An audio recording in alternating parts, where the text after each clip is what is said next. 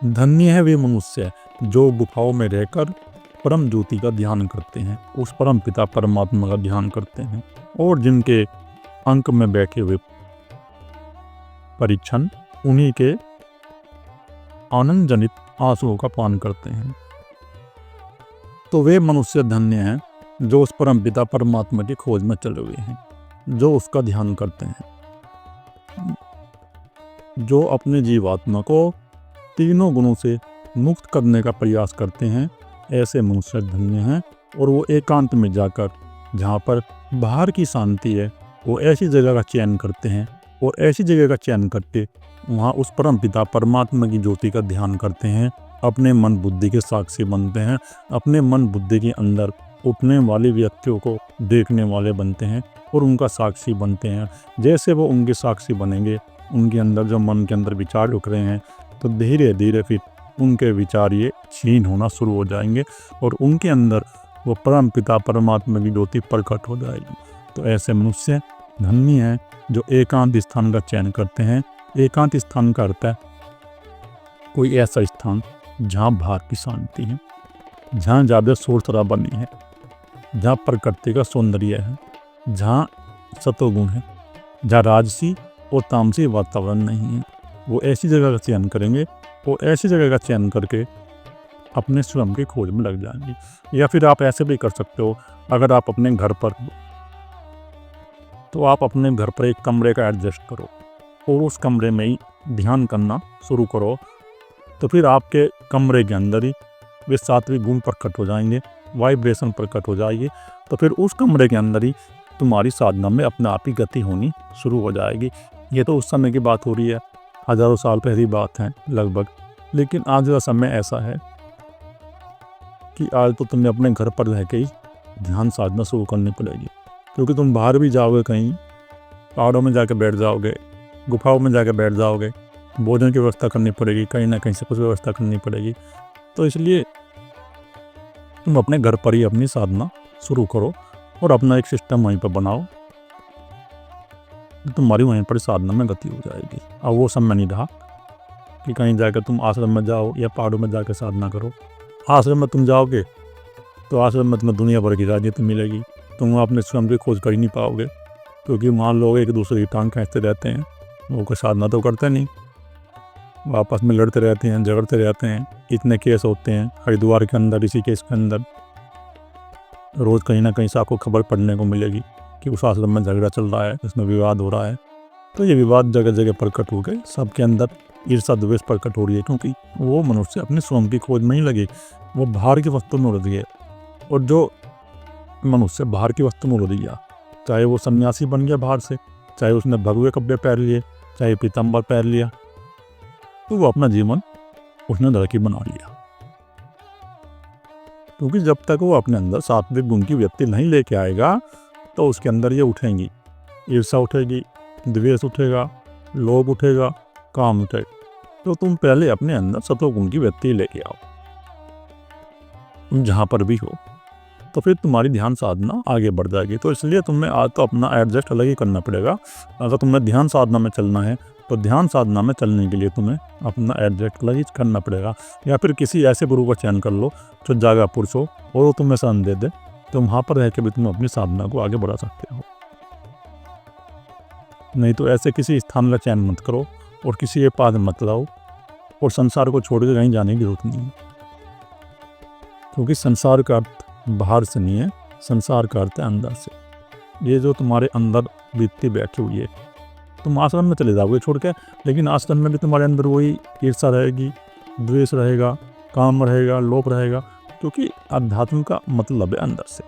जब तक तुम अपने अंदर को शुद्ध नहीं करोगे, तुम अपने अंदर एक परिवर्तन लेके नहीं आओगे, एक क्रांति लेके नहीं आओगे, तो तुम्हारी ध्यान साधना आगे नहीं पड़ेगी। चाहे तुम पहाड़ों में चले जाओ, चाहे कहीं चले जाओ, चाहे 5 स्टार होटल में रह लो, लेकिन अगर तुम्हें अपने अंदर वो शांति प्रकट करनी है,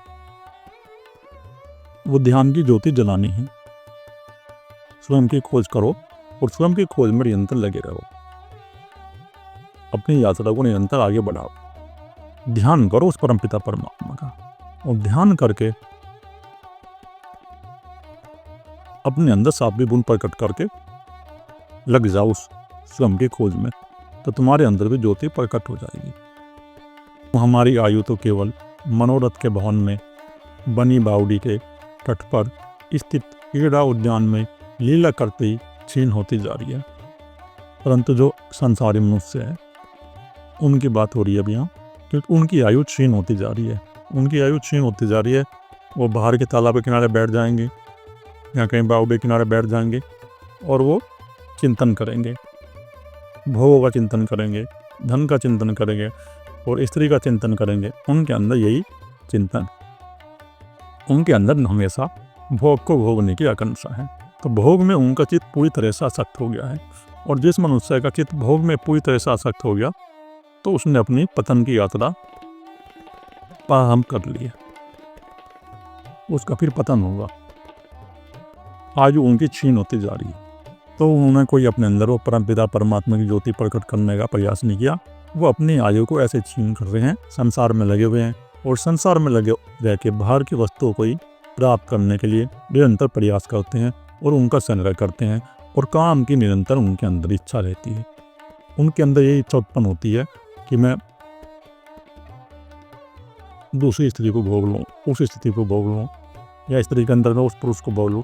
तो ये काम की निरंतर इच्छा उनके अंदर प्रकट रहती है और वो अपना जीवन ऐसे ही पशु पक्षी के समान बाहर की वस्तुओं में नष्ट कर देते हैं। उनको जो ये मनुष्य जन्म मिला था स्वयं की खोज करने के लिए, उन्होंने इस मनुष्य जन्म का लाभ नहीं उठाया और उन्होंने अपना जीवन ऐसे ही नष्ट कर दिया। और जो मनुष्य अपना जीवन ऐसे ही नष्ट कर देगा तो फिर उसको हो सके कि मनुष्य जन्म दोबारा मिले या ना मिले। तो इसलिए तुम बाहर की वस्तुओं का चिंतन मत करो। ठीक है, संसार में हो, लेकिन संसार में रहते रहते उस पर का भी ध्यान करो और समर्पण भी लेके आओ अपने अंदर और परमपिता परमात्मा को जानने की प्यास भी अपने अंदर उत्पन्न करो। जब तुम्हारे अंदर वो परमपिता परमात्मा को जानने की प्यास उत्पन्न हो जाएगी तो निरंतर ही फिर ये आपका अध्यात्म मार्ग आगे बढ़ता चला जाएगा और तुम इस मार्ग पे अवश्य सफल हो जाओगे। बस बात है चलने की इस मार्ग पर और निरंतर प्रयास करने की। ध्यान का तुम प्रयास करते रहो निरंतर, ध्यान को बंद मत कर देना। अगर तुम ध्यान को बंद कर दोगे तो तुम्हारी ऊर्जा एनर्जी अपने आप नीचे आ जाएगी। तो इसलिए ध्यान को बंद मत करो, उस परमपिता परमात्मा की ज्योति को प्रकट करो और प्रकट करके तुम भी अपना मनुष्य जीवन धन्य कर लो। क्योंकि ये मनुष्य जन्म है, फिर पता नहीं दोबारा मिले या ना मिले। नहीं तो ये तुम्हारा फिर अहंकार प्रकट होता रहेगा हर जन्म में। इसलिए इस अहंकार को छीन कर दो, इसको समाप्त कर दो। ये अहंकार ही तुम्हें जन्मों जन्मों से नाश न चाह रहा है। इसके प्रति सदैव हो जाओ और अपनी यात्रा को आगे लेकर जाओ। संसार के भोगों में अपना जीवन व्यर्थ नष्ट मत करो। जन्म को मृत्यु ने, चपल युवावस्था को वृद्ध अवस्था ने और जन्म की मृत्यु ने। तो जिसका जन्म हो गया है तो उसकी तो मृत्यु होगी ही, तुम रोक नहीं सकते। ये तो प्रकृति का नियम है। तुम समझते हो कि मैं युवा हूँ और मैं ऐसा ही रहूँगा, इसलिए चाहे कोई है, चाहे कोई पशु है, चाहे कोई पक्षी है, चाहे कोई मनुष्य है, जिसका जन्म हो गया तो उसकी मृत्यु भी होगी। ये तो प्रकृति का नियम। तुम एक बात देख लो और देख के अपने अंदर समझ उत्पन्न कर लो कि जिसका जन्म हो गया उसकी मृत्यु भी होगी। जब तुम्हारे अंदर ये समझ आ जाएगी तो तुम फिर उस खोज पर चल जाओगे। और तुम ये जो युवावस्था का अहंकार करते हो कि मैं जवान हूँ, तो ये युवावस्था भी आपकी नष्ट हो जाएगी। आप बूढ़े हो जाओगे, आपका शरीर ऐसा हो जाएगा कि आपके शरीर में रोग आ जाएंगे, तो आप लाठी का सहारा लेकर चलोगे। तो इसलिए समय जा रहा है, समय को नष्ट मत करो। उस परम पिता परमात्मा की ज्योति को अपने अंदर प्रकट करो और प्रकट करके निरंतर तुम प्रयासरत रहो। निरंतर जब तुम प्रयासरत रहोगे उस परम पिता परमात्मा की ज्योति को अपने अंदर प्रकट करने के लिए, तो तुम्हारी आध्यात्मिक यात्रा अपने आप ही आगे बढ़ जाएगी। अपने अंदर समर्पण लेके आओ और लग जाओ उस तत्व की खोज में। नहीं तो समय जा रहा है, एक दिन तुम बूढ़े हो जाओगे और एक दिन फिर तुम्हारा ये शरीर जर्जर हो जाएगा और नष्ट हो जाएगा। क्योंकि ये स्वभाव है, जिसका जन्म है उसकी मृत्यु है और जिसको युवावस्था है तो वह फिर बूढ़ा भी होगा ही। संतोष को धन की आकांक्षा नहीं, और जो संतोष है तो ये मनुष्य को धन संतोष नहीं रहने देता। प्रत्येक मनुष्य के अंदर ये धन की आकांक्षा बनी रहती है कि मुझे और धन मिल जाए, चाहे वो कितना ही उसके पास धन का संग्रह हो जाए, लेकिन उनके मन के अंदर जो ये आकांक्षा बैठ गई है कि और धन मिल जाए, तो इससे उनके अंदर कोई शांति नहीं आएगी। इससे उनके अंदर ये आकांक्षा बनी रहेगी और धन को प्राप्त करने की, तो संतोष उत्पन्न नहीं होगा। संतोष उत्पन्न करने के लिए तो तुम्हें उस परमपिता परमात्मा का ध्यान करना होगा और उसके मार्ग पर चलना पड़ेगा। जब तुम निरंतर उस परमपिता परमात्मा का ध्यान करोगे, तभी आपके अंदर वो संतोष की व्यक्ति प्रकट होगी, नहीं तो आपके अंदर वो संतोष प्रकट नहीं होगा। और संतोष प्रकट अगर तुम्हें अपने अंदर करना है तो ध्यान का निरंतर अभ्यास करो, और ध्यान का निरंतर अभ्यास करके स्वयं की खोज में लगे रहो, तो आपके अंदर संतोष प्रकट हो जाएगा। और ये जो धन की आकांक्षा, ये फिर आपको छीन हो लगेगी। नहीं तो ये धन की आकांक्षा तो प्रत्येक मनुष्य के अंदर है, वो चाहे कितना ही धन का संग्रह कर ले, लेकिन उसके अंदर ये दौड़ बनी रहेगी, और मिल जाए और मिल जाए। ये दौड़ जो है समाप्त नहीं होगी। सुख शांति को सुंदरियों के विलास में, और जो सुख शांति है मनुष्य के अंदर, ये सुख शांति प्रकट नहीं होती, क्योंकि ये जो काम है तुम्हारे अंदर, चाहे कोई स्त्री है चाहे पुरुष है, प्रत्येक मनुष्य के अंदर काम है। तो ये काम तुमको अपने जाल में फंसाए रखता है, ये काम तुमको मुक्त नहीं होने देता। और जब तक तुम काम में उलझे जाओगे, जब तक तुम्हारे मन के अंदर, चित्त के अंदर ये काम की वृत्तियाँ उठती रहेगी, ये जागृत रहेगी, तो तुम्हारे अंदर भीतर वो सुख शांति प्रकट नहीं होगी। तो अगर तुम्हें उस सुख शांति को प्रकट करना है तो ध्यान करो। जब तुम ध्यान करोगे तो फिर काम की व्यक्ति आपके अंदर ये धीरे धीरे क्षीण हो जाएगी, फिर आप काम से मुक्त हो जाओगे। और जब तुम काम से मुक्त हो जाओगे, तभी तुम्हारे अंदर वो सुख शांति प्रकट होगी। और जिस मनुष्य के अंदर वो सुख शांति प्रकट हो जाएगी, तो वही उस परम पिता परमात्मा का सच्चा भक्त है। गुणों को दुष्ट पुरुषों ने, और जिनके अंदर गुण है, जो गुणवान मनुष्य हैं, तो कुछ दुष्ट पुरुष ऐसे हैं जो उनको आगे नहीं आने देते हैं, जो अपनी अपनी चलाते हैं, जो मन बुद्धि से ज्ञान संग्रह कर लेंगे। तो इसका अर्थ ये है, जो अनुभवी मनुष्य हैं, जिनके अंदर वो अनुभव प्रकट है, जिन्होंने उस परम पिता परमात्मा को जान लिया है, या बाहर के जगत में जो बाहर के पदार्थ हैं, तो उनमें उनको अनुभव है।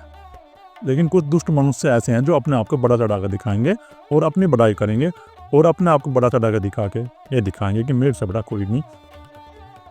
तो गुणों को ये प्रकट नहीं होते, और जिसके अंदर वो गुण प्रकट होते हैं, तो फिर उनके अंदर दुष्टता तो रहती है। क्योंकि तुम कितने गुणवान बन जाओ, तुम बाहर से जो है कितना ही पुस्तकों का ज्ञान अपने अंदर धारण कर लो, और कितने ही तुम जो है सभ्य बन जाओ, लेकिन तुम्हारे अंदर से व्यक्ति जाएंगी नहीं। काम की व्यक्ति रहेगी, ईर्ष्या की रहेगी, लोभ की रहेगी। तो ये विकार तुम्हें घेर रखेंगे, चाहे तुम कितने ही गुणवान मुझसे बन जाओ। अगर तुम्हें इन विकारों से मुक्त होना है, तो फिर परम पिता परमात्मा के मार्ग पर चलो और ध्यान करना शुरू कर दो, तो तुम एक दिन इन विकारों से जरूर मुक्त हो जाओगे। और वन को सर्पों ने, और वन के अंदर सर्प विराजमान है। और अगर आप सोचते हो कि वन में जाके मैं निवास करूंगा, या वन में मैं रहूंगा, या वहाँ पे साधना करूँगा, लेकिन वन के अंदर तो सर्प ही सर्प है, वहाँ तुमको खतरा है सांप से। जो वन है उनको घेरा हुआ है सांपों ने, नागों ने। तो तुम वहाँ पर भी रह के अपनी साधना नहीं कर सकते।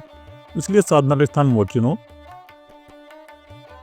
जो पूरी तरह से सुरक्षित हो, ऐसा स्थान चुनो, और वहीं पर अपनी ध्यान साधना भी आगे बढ़ाओ। राजा को दुर्जनों ने, और जो राजा है उसके आसपास दुर्जन मनुष्य रहते हैं, वो मंत्री रहते हैं, चापलूसी करते हैं ना, चमचागिरी करते हैं। तो ये चमचागिरी आज बहुत पड़ी हुई है, लेकिन उस समय भी ये चमचागिरी थी। जो राजा के चापलूस रहते थे, राजा के चापलूस क्या करते हैं, वो राजा की बुराई करेंगे, कहेंगे महाराज आपसे बड़ा कोई नहीं है, आप तो बड़े परमवीर हो, आपसे बड़ा कोई राजा इस पृथ्वी पर कोई था ही नहीं, ना है ना होगा।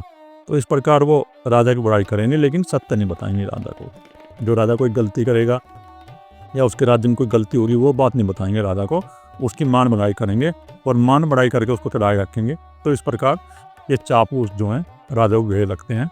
तो इन चापलूसों के कारण राजा भी अपना निर्णय सही नहीं ले पाता, वो गलत निर्णय कर लेता है, वो गलत निर्णय के बाद वो फिर भटक जाता है।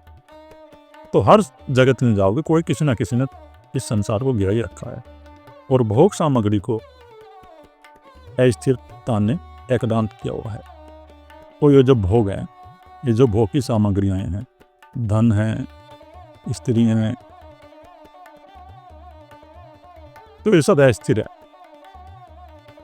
चाहे कोई कितनी सुंदर स्त्री हो, लेकिन उसका भी यौवन नष्ट होगा, उसको भी ये व्यर्थ अवस्था आएगी। और चाहे कोई कैसे भोग हो, वो भी छीन होंगे, क्योंकि प्रकृति में कोई कुछ नहीं है। तुम कितना ही अच्छा मकान बना लो, तुम कितनी कोठी बना लो, कितना ही बड़ा बंगला बना लो, लेकिन वो भी एक दिन जर्जर होगा, और जर्जर होकर नष्ट हो जाएगा।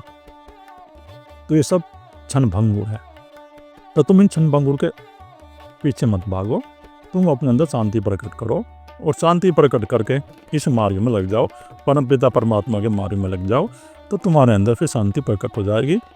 और ये तो भोग तो कभी तृप्त नहीं करते मनुष्य को, ये तो अतृप्त ही करते हैं। तो तुम्हें अगर अपने अंदर तृप्ति चाहिए, शांति चाहिए, तो ध्यान करना शुरू करो। इस प्रकार इस जगत में किसने किसको एकांत नहीं कर रखा, और सभी ने आप इस जगत में कहीं भी चले जाओ, इस संसार में सभी ने एक दूसरे को अशांत कर रखा है। शांति किसी के अंदर प्रकट नहीं है, लेकिन शांति तो उसी के अंदर प्रकट है जो अपने ध्यान में बैठा हुआ है, और उस परम पिता परमात्मा की ज्योति को अपने अंदर प्रकट करने के लिए निरंतर प्रयास कर रहा है। और एक दिन वो अपने अंदर उस ज्योति को प्रकट कर लेता है, तो उसी के अंदर वो शांति प्रकट होती है। बाकी जो बाहर की वस्तु में मनुष्य लगा हुआ है निरंतर, तो बाहर की वस्तुओं से उनको कोई सुख शांति प्राप्त नहीं होती। उनके अंदर तो ईर्षा, द्वेष, राग, द्वेष की व्यक्ति निरंतर चलती रहती है। तो शांति अगर आएगी तुम्हारे अंदर, जब ही आएगी जब तुम ध्यान करना शुरू कर दोगे, उस परम पिता परमात्मा की ज्योति को अपने अंदर जगा लोगे, तो तुम्हारे अंदर शांति आ जाएगी। नहीं तो तुम्हारे अंदर कोई शांति नहीं आएगी। सैकड़ों प्रकार की मानसिक और शारीरिक व्याधियों ने आरोग्य का उन्मूलन कर दिया, और सैकड़ों प्रकार की मानसिक बीमारियां मनुष्य के अंदर उत्पन्न है, और शारीरिक बीमारियां उत्पन्न है, और वो दवाई खाता ही रहता है। जिस प्रकार आज की दशा हुई है, आज तुम देख लो हमारे समाज की ये दशा हुई है कि बहुत मनुष्य ऐसे हैं जो ठीक नहीं है। प्रत्येक मनुष्य के अंदर जो उस परमपिता परमात्मा की खोज में नहीं लगा रहा, जिसके अंदर वो संतोष प्रकट नहीं है, तो कोई ना कोई बीमारी जरूर मिलेगी। कोई शारीरिक बीमारी मिलेगी उसके, या फिर मानसिक बीमारी तो मिलेगी। मानसिक बीमारी आज के समाज में बढ़ती जा रही है। आज के समाज में ईर्षा, द्वेष ये सब बढ़ती जा रही है, डिप्रेशन बढ़ता जा रहा है, सिजोफ्रेनिया बढ़ता जा रहा है। तो ये मानसिक बीमारी बढ़ती जा रही है, किसी के अंदर कोई शांति प्रकट नहीं हो रही।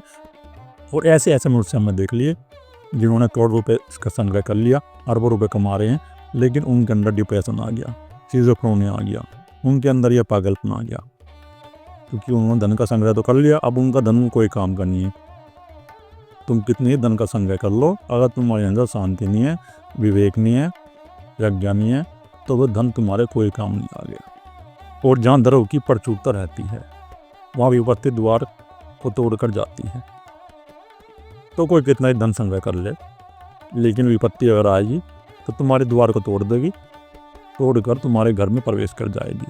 अगर वो परमपिता परमात्मा चाहे तो तुमको निर्धन बना दे, अगर वो परमपिता परमात्मा चाहे तो तुम्हें धनी बना दी। तो उस परमपिता परमात्मा की कृपा है, वो क्या कर दे कोई पता नहीं है। तो तुम ये मत अहंकार करो कि मेरे पास धन है और धन से मैं दुनिया को खरीद लूँगा। वो धन का तो ऐसा है, आज है कल नहीं है।